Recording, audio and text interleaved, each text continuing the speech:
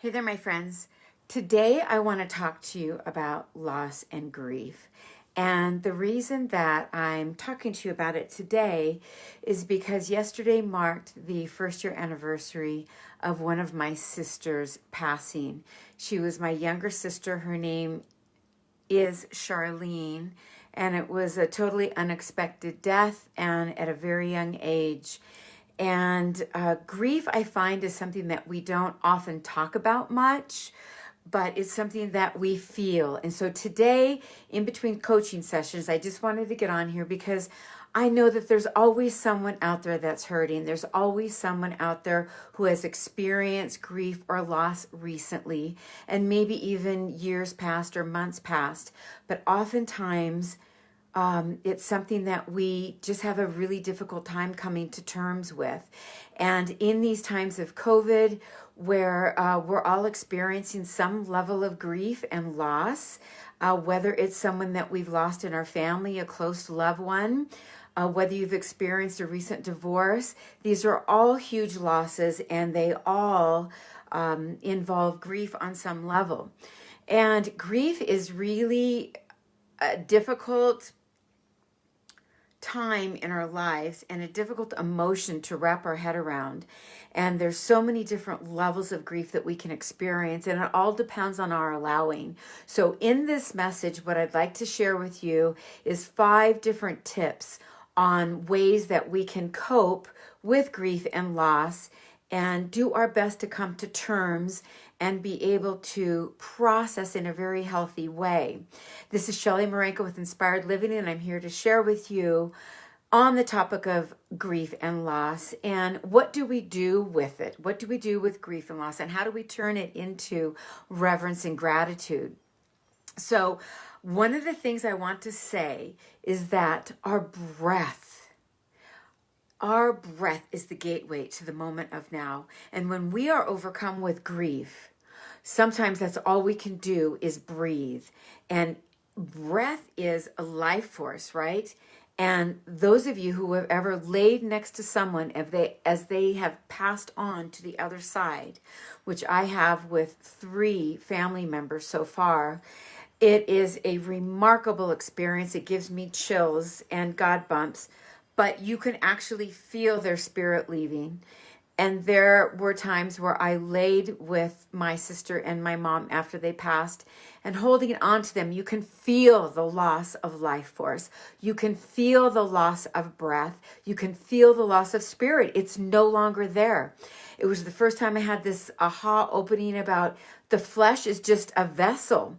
The flesh is just, we're just a container for our spirit. And when our spirit leaves and goes to the other side, there's nothing left but flesh and ashes to ashes and back, to the grasses of the field that we go. But so grief is something that we can often struggle with, and it takes us by storm sometimes. Sometimes it's like just a flow of emotion. We're driving in the car listening to a song, and all of a sudden, we're triggered and tears are streaming down our face because of a thought or a memory that we have. So in the next 10 minutes, I just want to share with you 5 different principles that you can take away. So grab your journal or your pen. If you want to take some notes, you can always come back to this. It's going to be uploaded on my YouTube channel with Shelley Inspired Living. So one of the principles is that we need to understand that there's a difference between emotions and feelings. And although we don't have control of our emotions, we do have control of our feelings.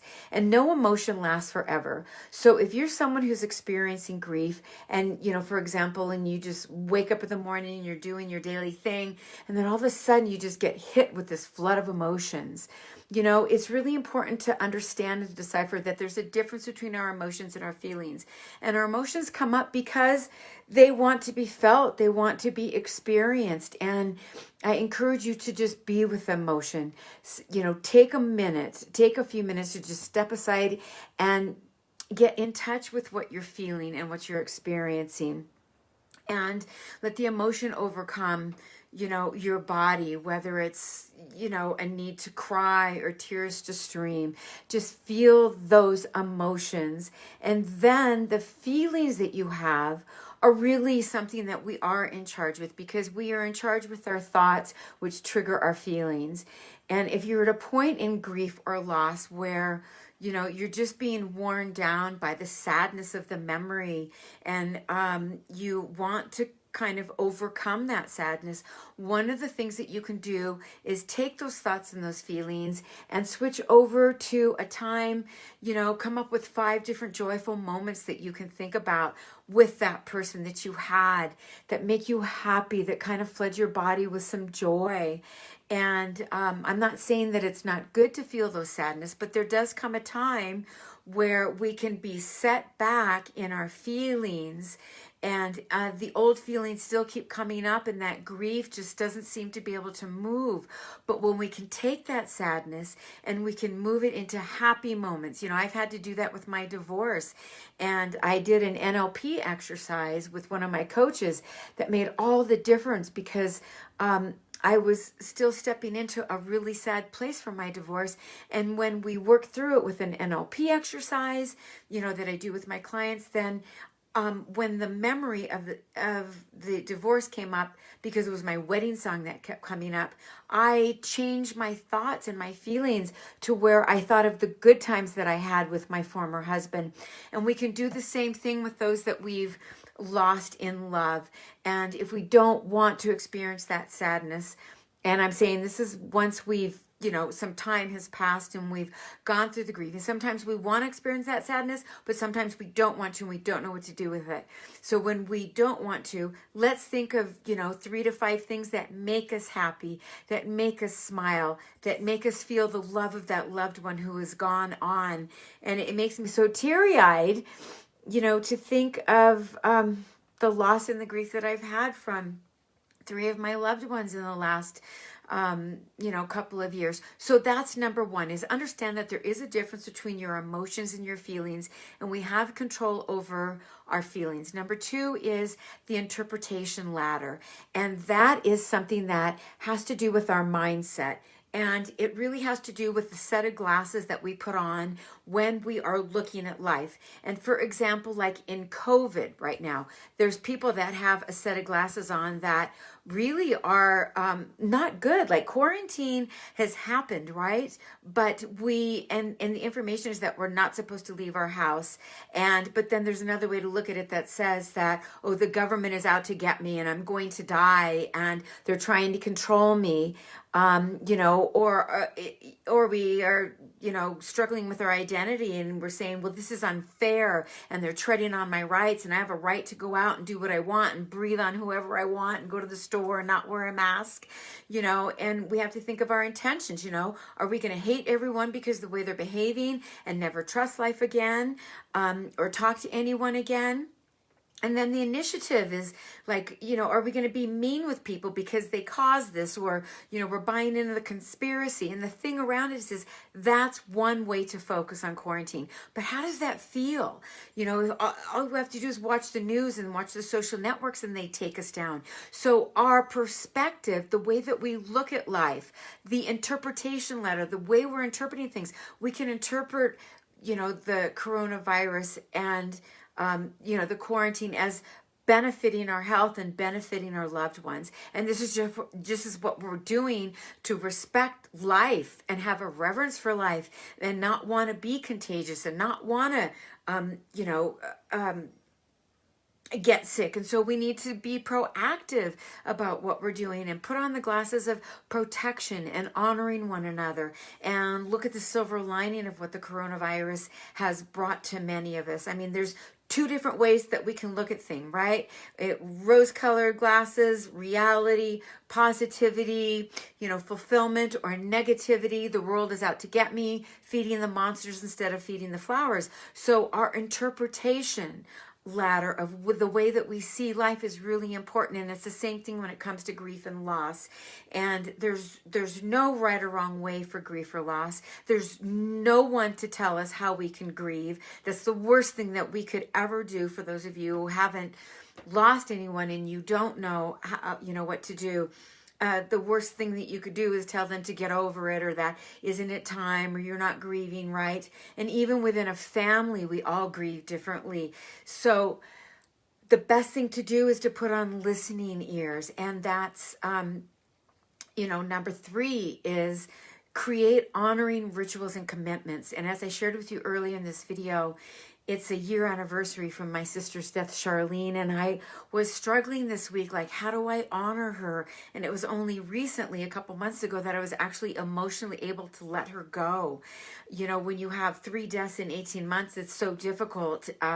You just get overcome and you don't even know how to deal with grief. There comes a point where you just don't know how. But I wanted to honor her, and I didn't know how, and I wanted to write a blog post, and I wanted to post on Facebook and have all these emotions. And what I learned from working with one of my coaches this morning is, there comes a time when we're grieving that we can create honoring rituals and commitments, right? And I thought, yeah, that's a great thing to do. And so I'm going to create that for my sister. And some of the things that we can do is that some of the rituals or commitments that we can do is we can call a family member on that day, and we can just talk with each other, and we can listen, or we can actually, cause a celebration, and we can go plant something in honor of their name, or we can, write something special to honor them and post it on Facebook. There's a lot of different rituals or commitments that we can do based on the family members who are around. If we have family members around, we could have a celebratory dinner and make their favorite meal. There's a lot of different things that we can do, but to celebrate and honor their life and actually choose to do something special that day. Like my sister Charlene loved to go to antique stores, and she loved to go to garage sales. And so, that happens on the weekends, and I could go in honor of her and see if something that reminds me of her shows up. So creating rituals and emotions help us honor that person and actually find some joy and happiness around that. So that's another thing that we can do. And then number 4 is to institute a practice of listening, and having a listening session with someone else, like a good friend, someone that we know that can hold us and just listen. And it's just about executing or implementing something like that, whatever your needs are. We typically want to be alone in our silence and in our solitude. And with that comes suffering. And I highly encourage that is a place and a space that we need to be when this, acute thing happens, when we've lost someone, when they've died. There's months that go by that we, tend to want to be alone and in our suffering. And that, I think, can be really healing in and of itself, but it can also be harmful. There comes a time where we actually have to get out. And that's why grief groups are so important. I actually got involved in a couple of them after my mom and my first sister died, and it really did help because it's a space for listening, and people understand you, and they have, they can hold you. So those places are really helpful for me. But as time goes on, we want to make sure that we don't stay in our suffering, that we really work through it, because the longer we're in our suffering, then we stack on our suffering. So just reach out. As hard as it is to do, it really is the hardest part. It's like when you're depressed, sometimes we don't even know that until we actually finally get diagnosed. And the hardest thing to do is to pick up the phone. It's like, it's just, it feels like an impossibility. But so what we want to do is we want to create a listening session for ourselves. Pick up the phone and just say, hey, I love you, and I'm suffering right now, and I'm struggling, and I just want to talk about my sister Shannon. I want to talk about my mom. Whatever it is, and ask them just to hold you in that space, and without any advice, and just to listen, and just let out your feelings and emotions, and let your breath, your breath is the gateway to the moment of now. So just breathe through it, release the emotions, cry if you need to, feel them, and just talk it out. And that makes such a difference. And when we have a listener on the other side, and then we get off of that phone, we feel so much better. We feel that we've been heard. We feel that we've been understood. We feel cared for, and that's all that any of us want. And so the other thing that we do is we can create that listening session for someone else. So I want you to know, anybody who's listening to this live and listening to it post-broadcast, I am here to listen to you. To listen to you in your grief and your loss and your sorrow. And I want to encourage you, if you haven't taken those steps to coping with your grief, I want to encourage you to do so. And it's really important. Sometimes we need to get into therapy. We need to find someone who's going to be able to help us through this grief. And then number 5 is actually to have a reverence for life. And this is my favorite part, because my sister Shannon, when she passed, we had so many plans for the future. And we were going to, we envisioned ourselves in rocking chairs, living in this big, huge cabin on 5 acres and watching our grandkids and our great grandkids playing, and little animals on the farm and dogs and cats and all of that. And I have such a huge void in my life because she's gone, and she was part of my future, and her children have such a void. What is it like to lose your mother at such a young age? It's incomprehensible. So one of the things that I thought I could do for my sister Shannon is to be able to fulfill and live a rich life with her, like right here on my shoulder and right here in my heart. And when I traveled to Italy, I brought her with me, and she showed up when I went and rode bicycles and when we were hiking, and I felt her presence so strongly. So one of the things that we can do is have reverence for life. I know grief will take us down, and it's like someone hitting you in the back of the knees and you just drop down on all fours, and it's so hard to get back up. But I want to encourage you to get back up. And if you need a hand, reach it out and ask someone to pull you up, and have a reverence for life. And our loved ones want us to live fully and with joy. And if that's not there, then we're not fully living. They're the ones that are gone that can't live this life anymore, but we can live it for ourselves, and we can also live it for them. So let's have reverence for life and live fully and wake up every day motivated and driven and caring for life and compassion, and be authentically and live in gratitude, because we are still living here, right? We're the ones that still have an opportunity to live our life fully and experience it and breathe into it. So why not give ourselves the freedom instead of the opposite, which is living in grief and suffering and living with guilt, which some of us do. And depending on the situation, oftentimes we ask ourselves, why them? Maybe it was a twin. Maybe it was your younger sibling and you're older. Maybe it was your child and you're their parent, and you're asking, why didn't you take me and let my child live a longer life? Those questions in life will hit us throughout every single season that we have, and I put them in the do not know file. And instead of lingering on those questions that we know we'll never have any answers to, let's give it to God and put it in the do not know file, because eventually He's going to be able to share with us why. But the question isn't to ask. The question to ask is not why, but what's now? What's next? How can we live authentically and fully alive in our life, because we still have the gift of life that we can hold on to, where those that we've lost no longer have this life on earth, but we know that they're traveling and their energy and their soul and their spirit has lived on. I personally have a strong belief in God, and I know that eternal life is something that I am going to experience. Whether you believe in God or not, that's not my decision, that's yours. But we know that this day now is the only one that we have, and only in this moment can we live. So I want to encourage you to breathe into the moment.